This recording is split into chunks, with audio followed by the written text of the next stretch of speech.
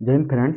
आज हम लोग बात करेंगे ट्वेल्थ का जो हम लोग डे वन पढ़ चुके थे। डे वन और डे टू जो हम लोग पढ़ चुके हैं उसी का रिवीजन करेंगे।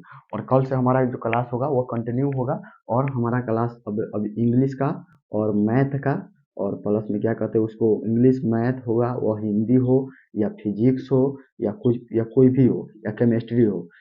ये सारे जो भी ये जितने भी ट्वेल्थ के सिलेबस है, जितने भी ट्वेल्थ के सिलेबस है वो इसी चैनल पर चलेगा। उस चैनल का नाम है A to Z science centre. A to Z science centre पर कल से सारे सारे सारे चैप्टर के टॉपिक बाय टॉपिक या चैप्टर बाय चैप्टर का सारे वीडियो आपको यहाँ पर मिल जाएंगे। और आपको एक व्हाट्सएप ग्रुप को ज्वाइन कर लेना है। व्हाट्सएप ग्रुप को ज्वाइन कर लेना है, जिससे आपको क्या करेगा, वहाँ पर आपको पीडीएफ मिल जाएगा। तो अगर आप भी ट्वेल्थ की परीक्षा, अगर आप भी आपका 2025 में है, तो आप इस चैनल को सब्सक्राइब जरूर कर लीजिएगा, ताकि आपके बहुत ही हेल्पफुल होने वाला है। तो चलिए हम लोग टॉपिक पे आते हैं। और आज आज का हमारा जो टॉपिक है ट्वेल्थ का फिजिक्स है। चैप्टर वन का डे वन और डे टू जो पढ़े उसका हम रिवीजन करेंगे। तो रिवीजन के सिलसिले में आते हैं और रिवीजन करने के सबसे पहले हम लोग क्या पढ़े थे। इस चैप्टर में दो चीज पढ़े थे, जो जो इम्पोर्टेंट बात होगा केवल इम्पोर्टेंट बात को कवर करेंगे, ठीक है ना।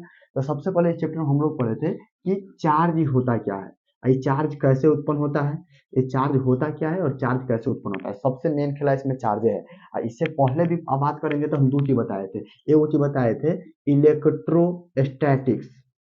इलेक्ट्रोस्टैटिक्स का अर्थ क्या होता है, एगो वर्ड बताए थे इलेक्ट्रोडायनामिक।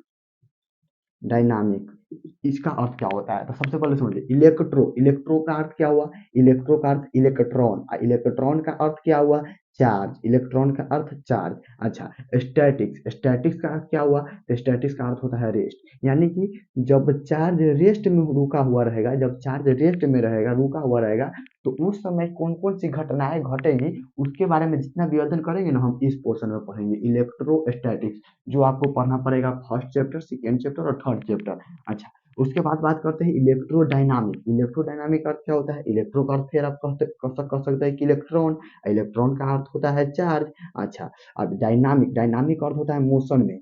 और जब चार्ज मोशन में रहेगा, गति में रहेगा, तब क्या क्या घटनाएं घटेगी उसके बारे में पढ़ने को मिलेगा। तो जो हमें पढ़ना पड़ेगा सातवां चैप्टर में, छठा छठा भी कह सकते हैं, छठा सातवां चैप्टर में पढ़ने को मिलेगा, ठीक ना। अच्छा, तो इस केवल इतना ही पढ़ना है। और चार पांच जो चैप्टर है ना वो मैग्नेटिज्म है। चार ये मैग्नेट पर आधारित है, न ये मैग्नेट पर है, न कि चार्ज पर आधारित है, ठीक है ना। ये तीन वो जो है, यह रुका हुआ चार्ज रहेगा ना, जब रेस्ट में चार्ज रहेगा, रेस्ट में, तो उसके बाद क्या क्या इफेक्ट हुआ वो पढ़ना है। चार पांच में आपको मैग्नेट के बारे में पढ़ना है, और छह सात जो चार्ज पढ़ना है ना, तो इसमें क्या रहेगा, आपका चार्ज मोशन में रहेगा तब कौन कौन सी घटनाएं घटना है वो पढ़ेगा आपको। ट्वेल्थ के फिजिक्स के आपको चैप्टर है 15 गो, उसमें से 7 चैप्टर में ये सारी चीजें पढ़नी है।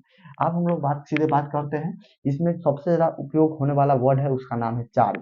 ये चार्ज होता क्या है और हम बताए थे, और चार्ज के क्या क्या काम है, चार्ज के जब सेम चार्ज रहेगा क्या होगा, मास घटेगा बढ़ेगा, उस सारे में आइए ऑब्जेक्टिव है। सबसे हम लोग बात करते हैं कि ये चार्ज होता क्या है, कैसे उत्पन्न होता है।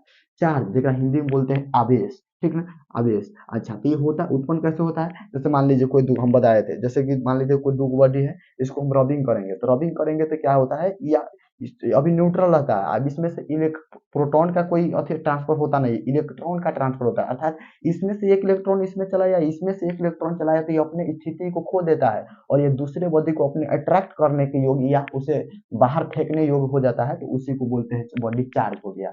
अब ये चार्ज होता क्या प्रकार के, तो दो प्रकार के, एक पॉजिटिव होता है, एक निगेटिव होता है, ठीक ना। अच्छा, अब यहाँ पर आपको एक और चीज बताए थे कि जब पॉजिटिव ही रहे, सेम चार्ज रहे, या निगेटिव ही रहे, तो क्या करेगा, एक दूसरे को रिपेल करेगा, यानी कि विकर्षण करेगा।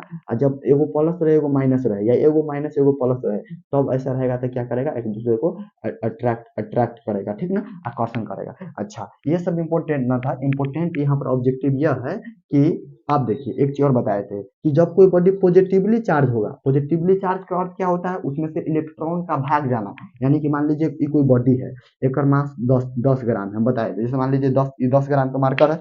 अच्छा, अब इसमें से ई जो वाला पोर्शन है, हम इस ढक्कन वाला पोर्शन को हटा देते हैं, ये 2 ग्राम के है, तो 10 में था, अब इसमें से 2 चला गया, तो ये तो दूसरा को दे दिया तो पॉजिटिवली चार्ज हुआ, लेकिन एक मास में कमी आ गया। तो इसी प्रकार से आपको याद रखना है कि कोई जब बॉडी पॉजिटिवली चार्ज होता है ना तो ओकर मास जो होता है कथी होता है डिक्रीज होता है, ये ऑब्जेक्टिव है, यानी कि मास घट जाता है।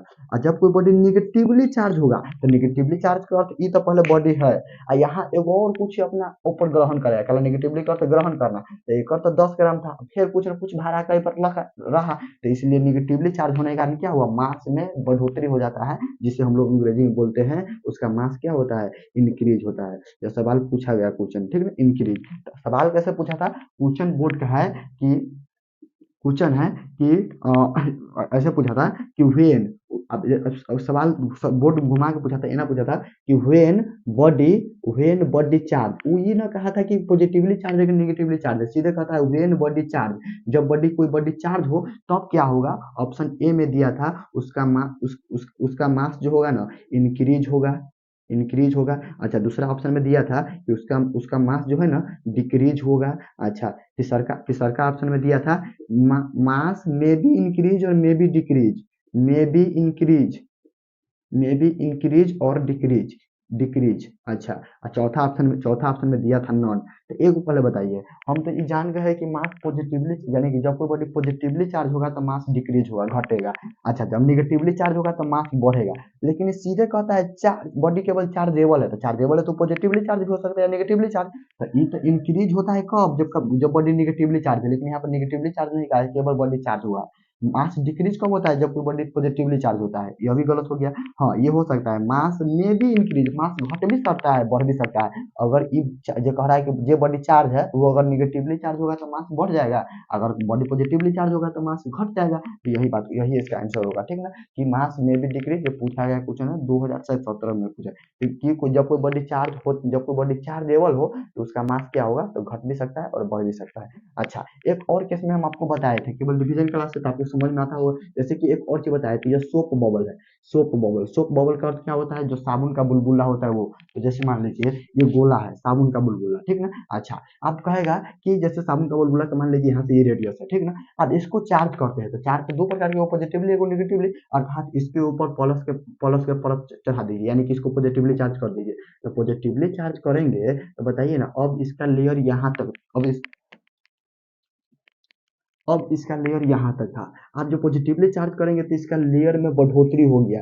तो पहले तो एक रेडियस यहाँ तक था, लेकिन अब एक रेडियस यहाँ तक था। तो ये ऑब्जेक्टिव पूछता है कि जब सोप बबल के केस में, अब अच्छा ये तो पहले पॉजिटिवली चार्ज किया, हम अब निगेटिवली चार्ज भी कर देते हैं। ये सोप बबल, ये तो हो गया सोप बबल।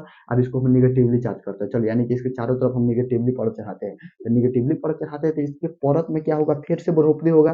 पहले रेडियस यह था, अब के रेडियस यह हो गया, तो अब तो रेडियस बढ़ा ना। तो ये बात को याद रखना है कि जब सोप बबल यानी कि जो साबुन का बुलबुला होता है, अगर ऊपर ऊ या पॉजिटिवली चार्ज हो या नेगेटिवली चार्ज हो, उसका रेडियस में हमेशा इंक्रीज होता है। यानी कि याद रखिएगा, ये ऑब्जेक्टिव है। सोप बब soap bubble, SOAP, soap bubble के केस में, सोप बबल के केस में उसका जो रेडियस होगा ना, रेडियस होगा हमेशा इंक्रीज होगा, वो निगेटिवली चार्ज हो या पॉजिटिवली चार्ज हो, कोई फर्क नहीं पड़ता है, ठीक है ना। तो इस यहाँ पर एक ऑब्जेक्टिव ये हुआ, और एक ऑब्जेक्टिव ये हो गया कि जब कोई बॉडी पॉजिटिवली चार्ज होगा, और जब कोई बॉडी पॉजिटिवली चार्ज होगा तो उसका मास क्या होगा, मास डिक्रीज होगा। और जब कोई बॉडी निगेटिवली चार्ज होगा तो मास क्या होगा, इंक्रीज होगा। लेकिन वही बात करेगा सोप बबल के केस में, तो हमेशा क्या याद रखना है आपको, केवल याद रखना है इंक्रीज होगा उसका रेडियस, सोप बबल केस में उसका रेडियस हमेशा इंक्रीज होता है। तो ये यहाँ तक था। अच्छा, ये तो बेसिक नॉलेज था, लेकिन इसमें 4 गो ऑब्जेक्टिव पकड़ा गया। अच्छा, अब बात करते हैं कि चार्ज होता है तो ये आखिरकार इसको हम किससे डिनोट करते हैं, किसी से डिनोट करते होंगे, कुछ न तो इसे मापते होंगे, क्योंकि जैसे मान लीजिए भार है, द्रव्यमान है, तो द्रव्यमान को कथी मापते हैं, किलो में। उसी प्रकार से लंबाई है, मीटर मापते हैं। तो दूध है तो लीटर में मापते हैं। उसी प्रकार से ये चार्ज है ना, तो पहले चार्ज को डिनोट जो करते हैं ना, इसे ऑब्जेक्टिव आ रहा है, चार्ज को डिनोट जो करते हैं उसे बड़का क्यू या छोटका क्यू से डिनोट करते हैं, ठीक ना। अच्छा, चार्ज का जो मापते किस में है, तो चार्ज का ऐसा यूनिट जो होता है ना, कूलम होता है।